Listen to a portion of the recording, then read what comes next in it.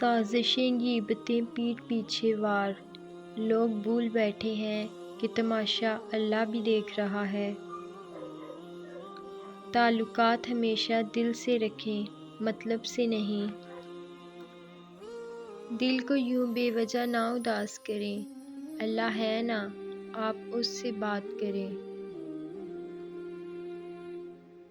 مقدر لکھنے والے کے پاس مقدر بدلنے کا بھی اختیار ہے۔ آپ کا اخلاق ہی آپ کا حسن ہے۔ آپ صلی اللہ علیہ وآلہ وسلم نے فرمایا، جب بندہ کہتا ہے یا رب یا رب یا رب، تو اللہ فرماتے ہیں لبیک عبدی، مانگ تجھے عطا کیا جائے۔ انسان خواہشوں سے بندھا ہوا ایک ضدی پرندہ ہے، امید سے ہی گائل ہے اور امیدوں پہ ہی زندہ ہے۔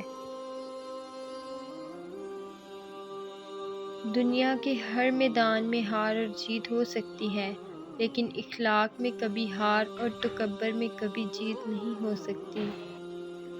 یا اللہ، میرے ماں باپ کو ان 70,000 لوگوں میں شامل کر دے جو بغیر حساب کتاب کے جنت میں داخل ہوں گے، آمین۔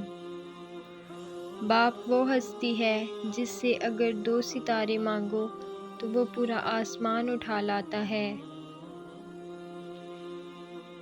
لوگ نصیحت سے نہیں، ٹھوکر سے سبق لیتے ہیں، کیونکہ نصیحت اکثر ایک کان سے داخل ہو کر دوسرے کان سے باہر نکل جاتی ہے، مگر ٹھوکر سیدھی دل پر لگتی ہے۔ بازار سے سب مل جاتا ہے، ماں جیسی جنت اور باپ جیسا سایہ کبھی نہیں ملتا۔ کچھ رشتے صرف رشتے نہیں، آزمائشیں بھی ہوا کرتے ہیں۔ کچھ یوں حفاظت کرتی ہیں ماں باپ کی دعائیں۔ زندگی ہمیشہ کچھ نیا دکھائے گی، کبھی ہنسائے گی کبھی رلائے گی، اس پر مت بھروسہ رکھنا، یہ زندگی ہے، نہ جانے کس موڑ پر اکیلے چھوڑ جائے گی۔ شاخوں سے پتوں کا گرنا محض موسم کی تبدیلی کا پیش خیمہ نہیں، بلکہ یہ یاد دلاتا ہے کہ دنیا کی ہر چیز فانی ہے۔ اللہ پر یقین والے دعا مانگنے کو کبھی معمولی نہیں سمجھتے، وہ اللہ پر توکل رکھتے ہوئے ناممکن کو بھی مانگنا جاری رکھتے ہیں۔